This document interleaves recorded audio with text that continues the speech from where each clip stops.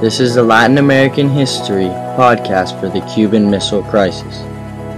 The Cuban Missile Crisis was a roughly 13-day confrontation between the United States and the Soviet Union that came about during a time of extreme paranoia over the possibility of nuclear destruction, also known as the Cold War. The Cuban Missile Crisis all began on October 15, 1962, when a United States U-2 spy plane photographed various nuclear weapons on the shores of Cuba. It was immediately noticed that the estimated 60 missiles belonged to the Soviet Union, and they placed various major American cities in imminent danger. It is said that the missiles were placed in Cuba by the Soviet Union because middle-range missiles gave them an advantage over the United States in the event of a nuclear attack. On the other hand, Fidel Castro and Cuba believed that after the Bay of Pigs invasion, a second American attack on Cuba was certain. 2 days following the discovery of the weapons, President John F. Kennedy met with Andrei Gromyko, the Soviet foreign minister, who denied the existence of any Soviet missiles in Cuba. The president and his staff of advisors, nicknamed XCOM, proposed two plausible responses. The first was a series of airstrikes over the island of Cuba in order to take the missiles out. This option sparked various concerns, however, over the Soviets' retaliation.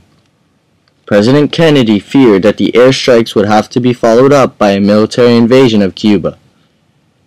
To ensure all missiles were taken out, and this would cause the Soviets to either take Berlin or launch nuclear weapons.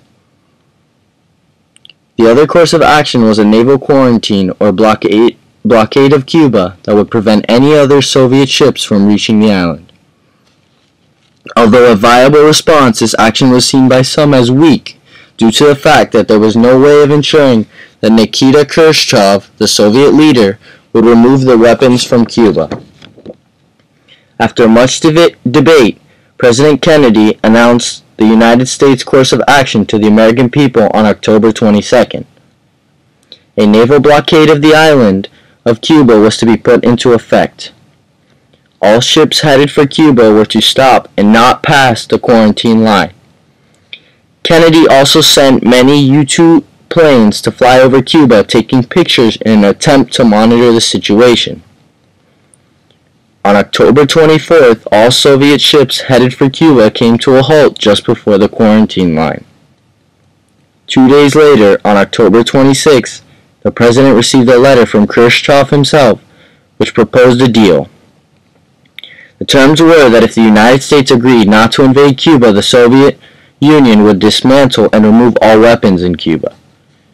The very next day, an American U-2 plane was shot down over Cuba, and a second letter was sent from the Soviets demanding that the United States remove their missiles in Turkey.